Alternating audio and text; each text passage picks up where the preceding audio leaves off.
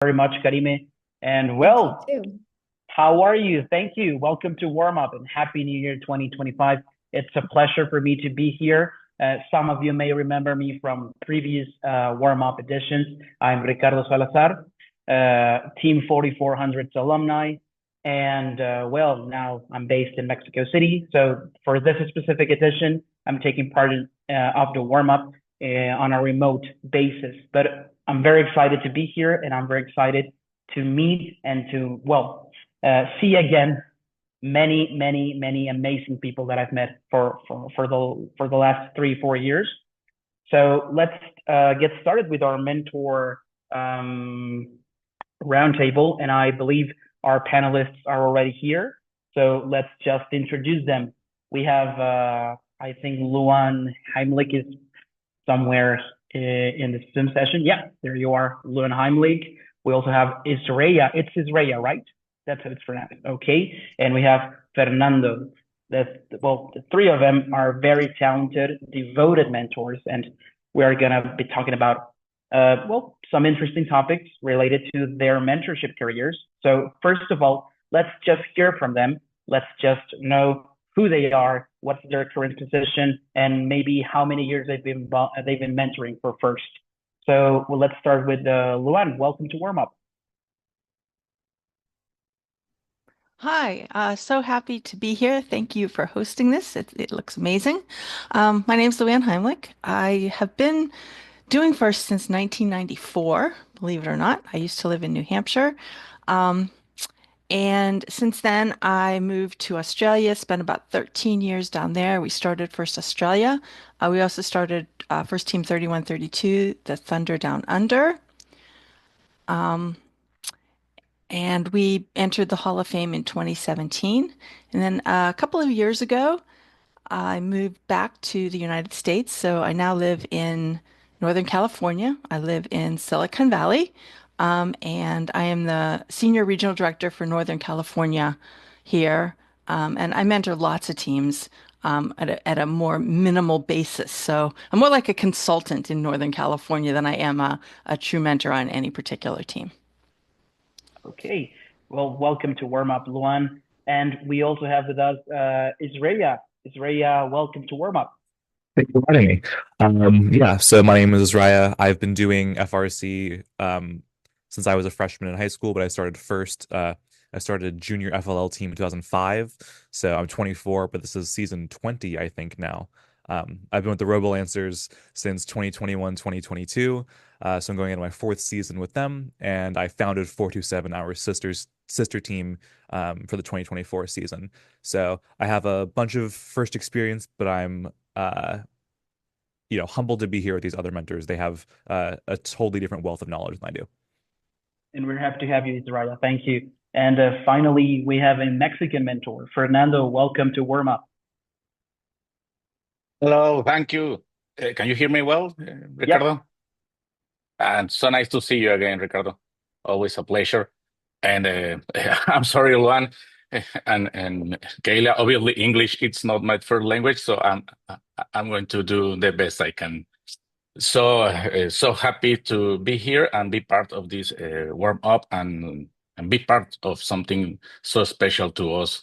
Like first, I'm in Chihuahua, Mexico, in the U.S. border. So we started here the program 8 years ago. We have three FTC teams. We have our FRC team, and we have others two FLL teams. So so glad to talk about what the things we do here and the path we have together traveled. So here we are 8 years later, and I don't know, and I'm gonna say 100 awards first later. Okay. That's perfect, Fernando. And well, again, thank you for being here, Fernando. Thank you, Luan. Thank you, Israel. So the main goal of this mentor roundtable is for everyone who is watching us today and especially for the mentors, which are in all the teams that register for the warm up, and also for everyone and every mentor that's going to watch this roundtable after it is published on social media, to kind of grasp the density of mentorship and how there are a number of ways to be a mentor, and how each person has a different way to be a mentor. Each one has a history with their teams, and each one has, well, a way to somehow pass on knowledge and pass on everything related to FIRST.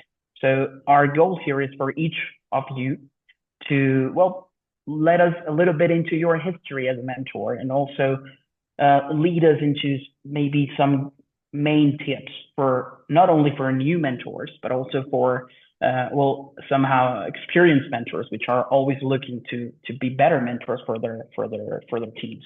So let's start, and let's go back to the basics. And you've already told us a little bit about who you are, but now we would like to know, and I would like to know your summarized history with FIRST, how you got involved with FIRST. Luan, you already told us a little bit about it, but if you could maybe detail more about how and why you decided to become a mentor from maybe some other options you had on volunteer projects or on social impact projects. Why you decided to be a FIRST mentor? All right. So first I want to say to Fernando, your English is much better than my Spanish. So I think you should be very proud of it, and you're doing great. So I got started way a long time ago. I was working for a company in New Hampshire in 1994, and the CEO of the company knew Dean. And so he asked us to come and mentor a small team. It's called Dairyfield School. And that was my first exposure to FIRST.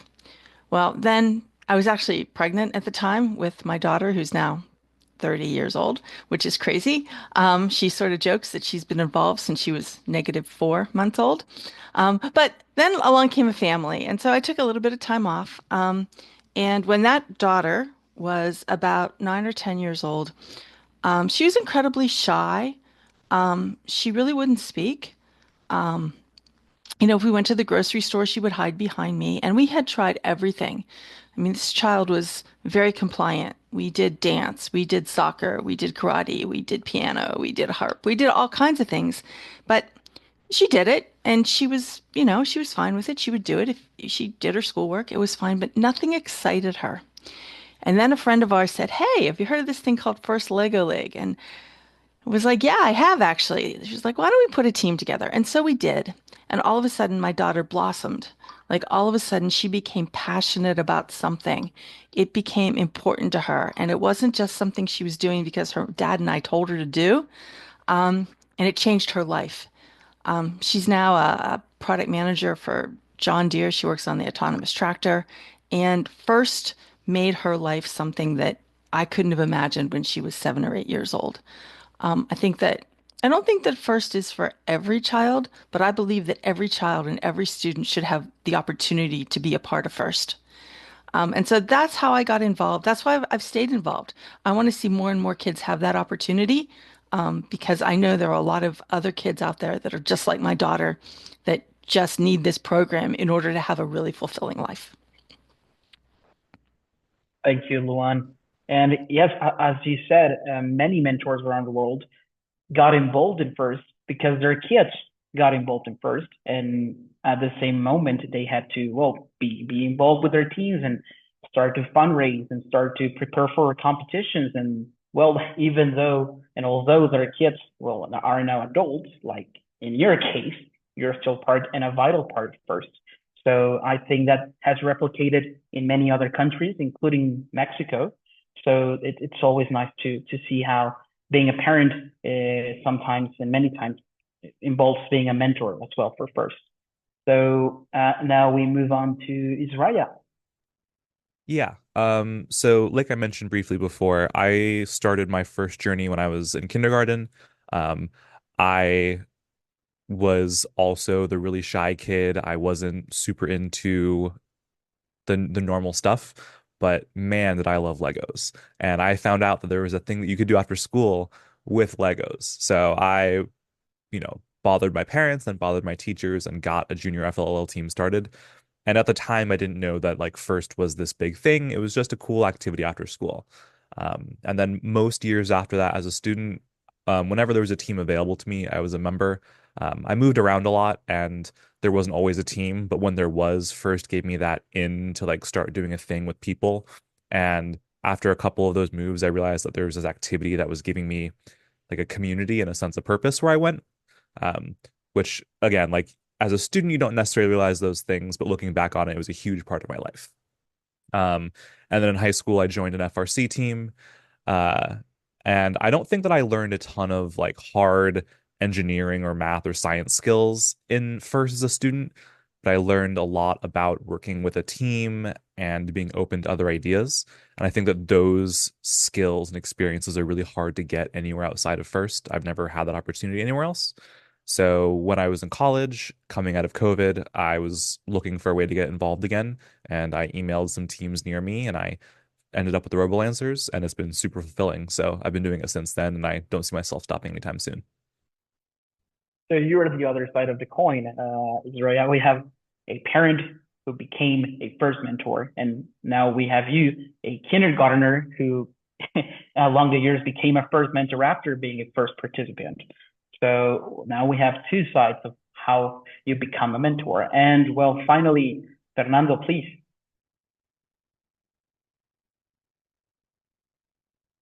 Thanks, Ricardo. Sorry, I was muted. Well, I worked for 17 years in the Science and Technology Center here in Chihuahua. It's called Semilla Museum. I was a floor manager, giving tours, coordinating workshops, giving science shows, and for many schools. From there, they invited me in 2016 to start a project here in the school, Tech Millennium University, with 10 students. We have 10 students. We have this project. We want to create this team to participate in something called FIRST. Yeah, sure. It sounds great. What's first? Was my first question, because I know different competition, but first it was the first contact to me when they invited to be part of one of these incredible teams, and that was it. 10 students, schoolroom, and with a lot of effort, we grew the team little by little, and now we have 100 students in the in 6 teams in FLL, FTC, and FRC, and we're trying to do our best. We're trying to grow our community and make everyone knows FIRST and be part of it. So that's the story in 8 years in 30 seconds. Okay, and just to clarify, you're currently a mentor for FRC Team 9134 Devlet, right, in Chihuahua? Right. I mean, I have, well, it's this campus, Tech Millennium Chihuahua. I am the national coach of every Tech Millennium Chihuahua, from every Tech Millennium in the country, in the FTC That's what area. I wanted to hear. That's what I wanted to hear, Fernando. Sorry, Ricardo. So, so you're mentoring many teams. yes, and in the US, and teams that are not part of this university, and I'm always crazy. My kids know I'm crazy. I always think about what about if we made another team? This one with this one with those, and convince these kids that okay, let's do it. It's part of being a mentor. So it's been a great honor to be part, to be recognized by other teams, by other coaches, with 30 seconds or 5 minutes that other grown up talk with my kids and tell me incredible work. great kids, amazing job. That's the best recognition I have. The trophies are in the I don't know, in the shelf, but those words as it's you are doing well for me. Okay. Okay, thank you. Thank you very much, Fernando. And I don't know if this is a coincidence, but for everyone who's watching us, here we have what I believe are the three main sources of mentors in FIRST. We have a parent who became a FIRST mentor. We have a FIRST alum who became a FIRST mentor, and we have someone external from FIRST becoming a mentor on the way and having to acquire all the knowledge required to open a team in just split of a second, in a couple of weeks and a couple of days. So now that we know you, I would like to ask you some questions about what being a mentor involves, and not only the responsibilities of a mentor, which are also important. And that in this section, I'm going to ask you two questions, and you can maybe combine the two answers. So first of all, what are the functions of a mentor? You can round them up and maybe two or three, that maybe even one if you think it's important enough. And also, what are the qualities a mentor should have? And maybe we could focus a little bit more on the qualities a mentor as a person should have. So let's begin with you, Luan. And before anything else, please show us your coffee mug because it is amazing. And I saw you a couple of minutes ago. You are prepared with your first coffee mug. You're funny. This is my. Can you see? It's my first coffee mug. This was actually the very first volunteer gift that we gave out for FIRST Australia. And so on the back, we have Macquarie University, which is the university that's the host down there. And so this coffee mug is 13 or 14 now years old. No, 15 years old. It looks brand new. Thank you. I clean it every day. Anyway, yeah. So whenever I have a conference like this, I always get this mug out because it's the only one I feel comfortable drinking from in the middle of a webinar. So, okay. Do you want me to answer the questions? Yeah. So, look, I think a function of a mentor is really to stand beside these kids and help them in their journey throughout their high school years. Or younger if you're talking about FIRST LEGO League or FIRST Tech Challenge, right? I think it's about helping them gain technical skills, but I actually think it's more about being that other adult in their life that really is helping them grow. You know, we talk a lot about soft skills and we talk a lot about how important those things are, but a lot of times I think that's just talk. And I guess I really want to emphasize that to me, that's actually the real gold of this program. Like, yes, we're teaching them CAD and we're teaching them software and mechanical skills and the like. But when it comes right down to it, I think that when kids learn how to manage their own time, when they learn how to treat other people with graciousness, that's really the gold here. Like, that's how we're going to change the world. And I think that's what sets FIRST apart. And so, you know, when I think about qualities in a mentor, I think that you need someone who actually puts the kids first, who understands that their needs are why we're here. I'm not here to build my own ego. I'm not here to build a robot myself. I'm here to help these kids grow and learn. And so I think it's a slightly different take on it because I think a lot of times we think about, you know, well, we're going to teach them C++, or we're going to teach them Onshape, or we're going to teach them all this stuff. But I think it's bigger than that.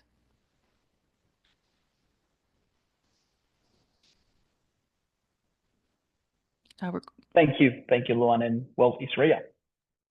Yeah, I think that Luann really got straight to the point there. There's lots of different ways that mentorship can work on different teams and for different people. I think that every adult is looking to get something out of the program. No one does anything for purely selfless reasons, even if that reason is like fulfillment or satisfaction of seeing students grow. And different students need different things out of the program.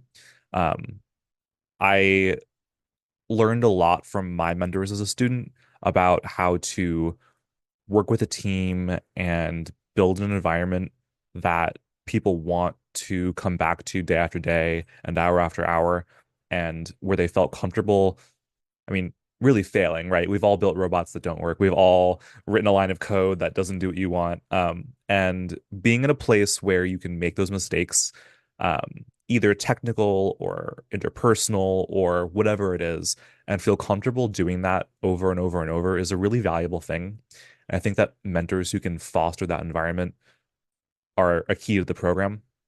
Um, our team is like it's a leadership program first and a robotics program second. It's kind of a secret, kind of not. The using robots to build kids, not kids to build robots line. And finding a balance between those two things is super hard, and there's not one right recipe. I think that mentors everywhere for all teams are always trying to find that balance. So I don't think that there's any one right or wrong way to mentor, but for me, it's building that environment that really matters. Okay, thank you, Israel. And well, finally, Fernando. Well, to complement what my roomies say, first allows the kids to grow intellectually, mechanically, electric programming. But what we seek is the personal growth of each student. That they can grow socially, culturally, with every journey, emotionally, which is so important in our young people in these days. Um, things that so simple for a grown up, like learn to travel alone, to take care of themselves and others, to learn to manage a budget in a trip, to share a room, little things that make them grow in a very different way. So that's what we do here, and also we do robots. As a side quest, right? You make robots as a side quest. Well, thank you, Fernando. And now that you mention it, it's true that mentors not only are involved in, well, sometimes they are not mainly involved with the robots, but with the growth of the students instead.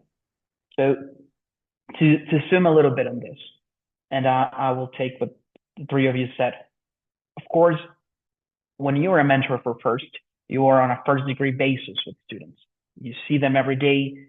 You see how they react to different things that happen in their surroundings. You get to know them maybe even on a familiar basis, and you know who their parents are or how things are going at home, or maybe if they're struggling with any subject at school.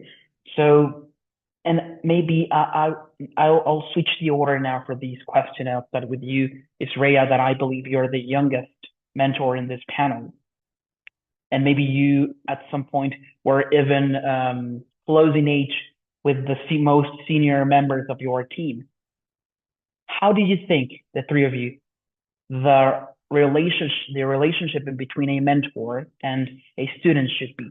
Are you on a friend basis, or do you have a specific line as a mentor? And it might be interesting to know each one of you in different ages and in different parts of the world, how you establish that relationship with your mentorees. And also, and this is a trick question for you, what happens when you are wrong, when a mentor is wrong and when you make a mistake? How do you react to that, and how your students react to that? So there are two questions. First, the relationship with your students, and then how you respond to you being wrong or to other mentors being wrong. Yeah. So Israel, please. Yeah. So those are two like related but very different questions, and I'll try to answer them both evenly. So first, when I started mentoring, I mentored my alumni team for like a couple days. They needed help with a project, and they came back in. And it was clear to me that I didn't have the separation from the team yet to be an effective mentor. There's a difference between peers and students and mentors in relationship. And I think that's part of what adds value. There's an inherent trust in mentors.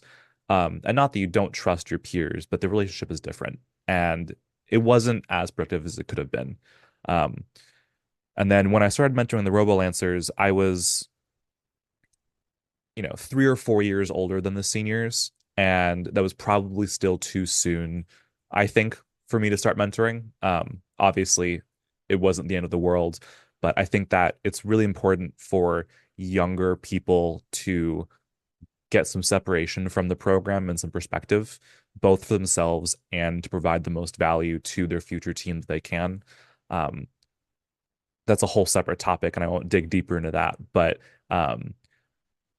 over the last several years, I've learned a whole host of skills related to mentoring from other mentors and from trial and error. And one of those things that when I train other mentors now that I have to emphasize is that it's okay not to know the answers. So many first mentors are teachers or educators who, um, they teach a class and they have a textbook, and when they don't know the answer to a student's question, they can open the textbook and, on page 300, here's the answer to question 27. And they have that to fall back on. There's never a world where they don't know or can't find out. And one of the skills that you learn as a first student is that you don't know all the answers. And then the next level of that lesson is that the adults don't know all the answers, but sometimes they know the questions to ask to find out those answers. And one of the things that I try to emphasize to my students and to other mentors that I'm working with is that it's okay to not know. And one of the things that we're all learning together is how to find out the answers to those questions.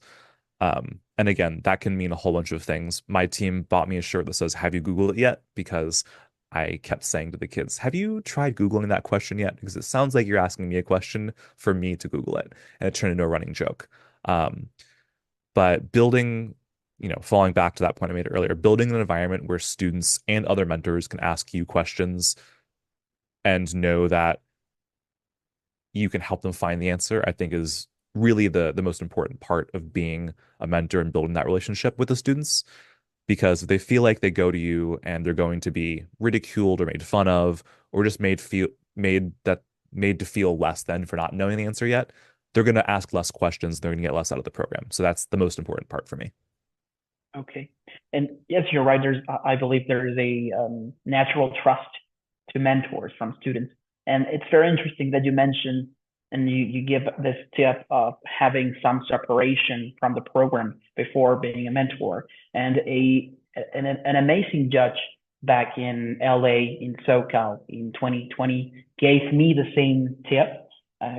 Karen Desjardins, I believe it was, in Los Angeles. And she told me, "Hey, you're graduating college, but before being a mentor, separate from the program a couple of years. There has to be some separation in between you as a mentor and the students, so you can switch this friendship relationship to a mentorship relationship." So I think that's very important, and it should be taken into account by all of our senior students that are watching this right now. So I'll make the same questions to you, Fernando. What do you think is the best relationship in between a mentor and a student, or what should it be? And also, how do you react to maybe you being wrong or to you not knowing every answer a kid asks you? Okay.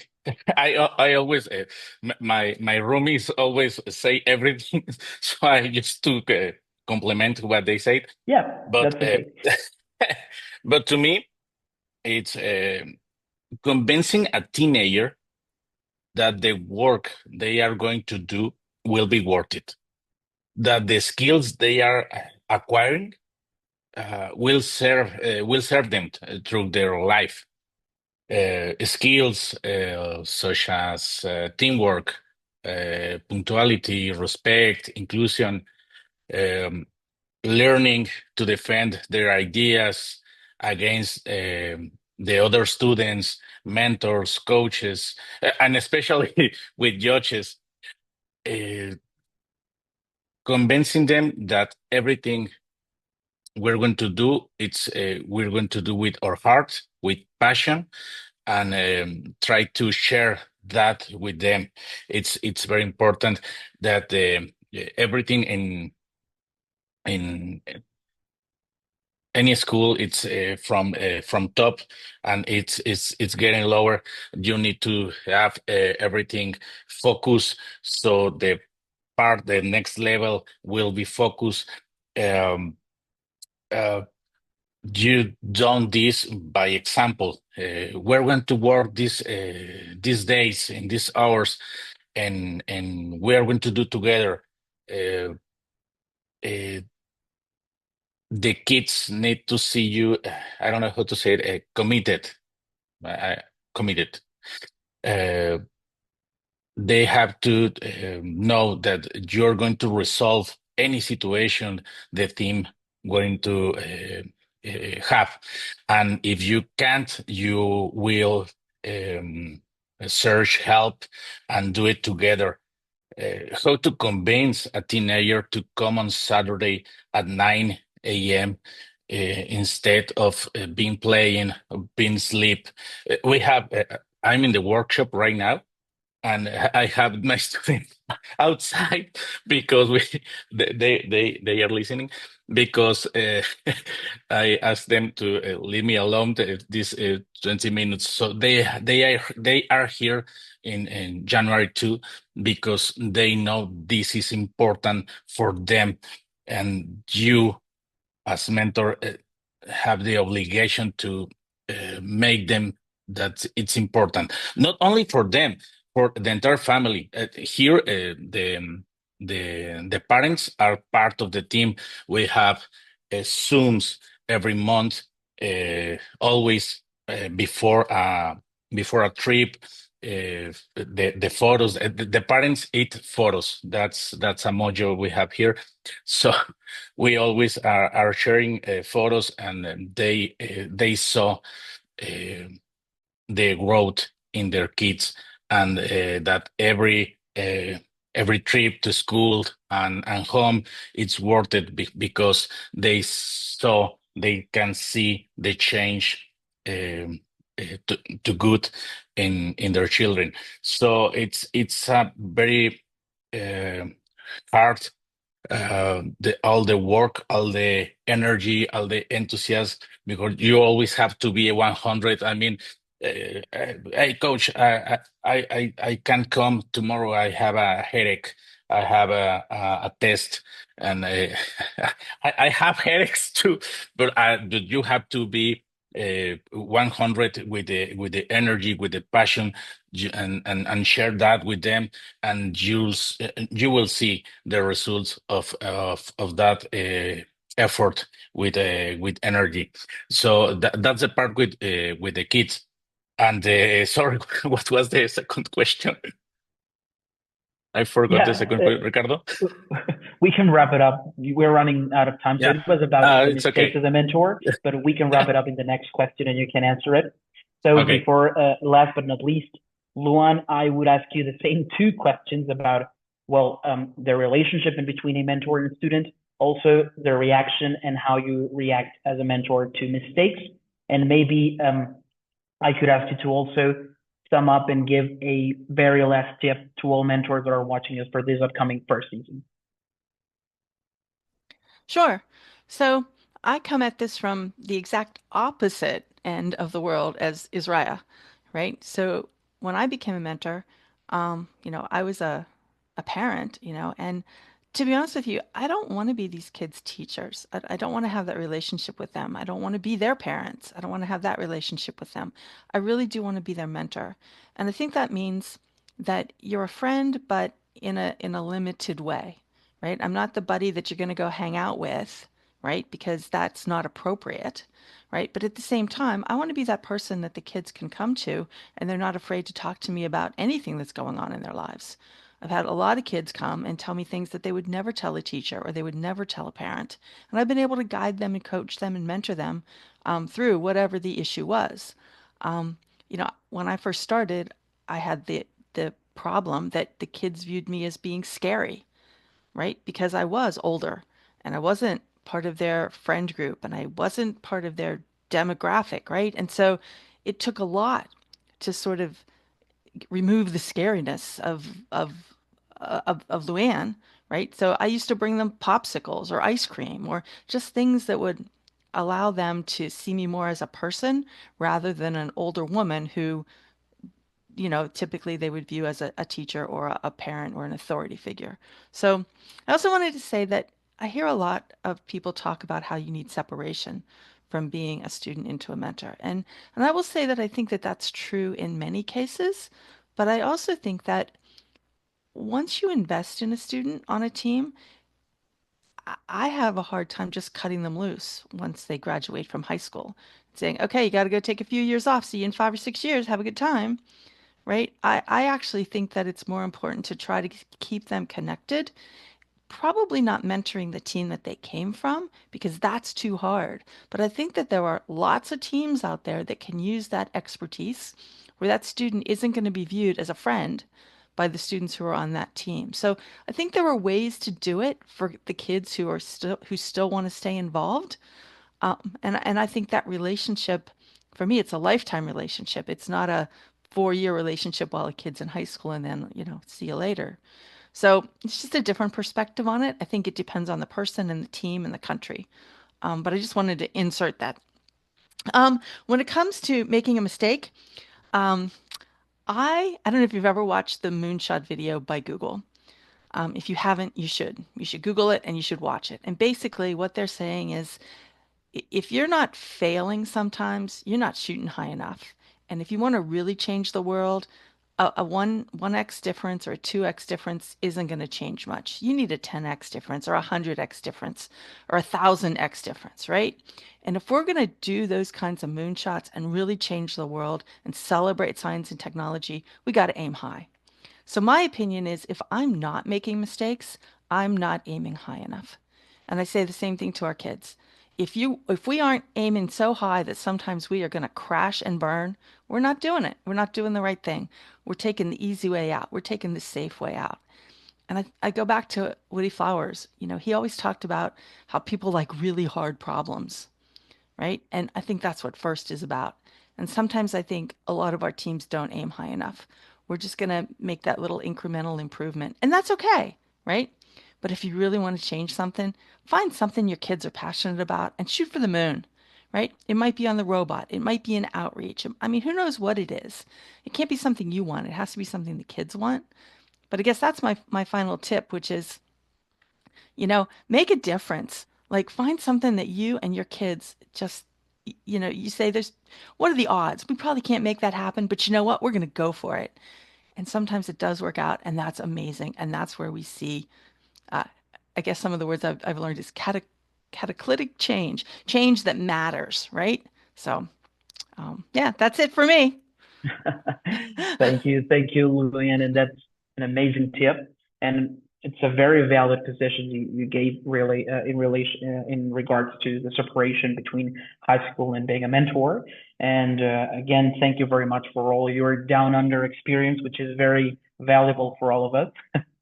So now, to sum it up, is Raya, if you could give us your final tip for all mentors who are watching you. And we also have some questions in the Q&A section. So I would ask you, what was your most significant lesson that you got by being a mentor, combined with your final tip? And if you could do it in less than 90 seconds, that would be awesome. Yeah, so this is a perfect question. My tip is that, especially as a mentor, the answer to a question should never be no, at least not immediately. When someone's asking a question or has an idea, almost all ideas are bad ideas at first, and you need to interrogate that idea. Ask, why was that the idea? What are you trying to solve? How can this be used? Our team has accomplished some super cool stuff and also had tons of really bad ideas. We haven't found success from always getting things right. We found success from trying lots of things, lots of times, over and over and over until something sticks.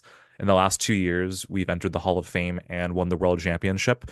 But for the prior 23 years, we were terrible. We made so many mistakes. We just happened to get things right this last couple of tries. We got our first ever 2 robot banners in Houston last year. So I think the big thing is don't say no immediately. Try things, try again, try early and often, and fail a lot, and make it part of the process. Okay. Thank you very much, Isrea. And finally, Fernando, your last tip for all mentors. And I also have a question in regards to how you balance your time. If you're mentoring many categories, many teams, one key tip you would have on how to balance your time. And if you could do it in less than 90 seconds, that would also be great.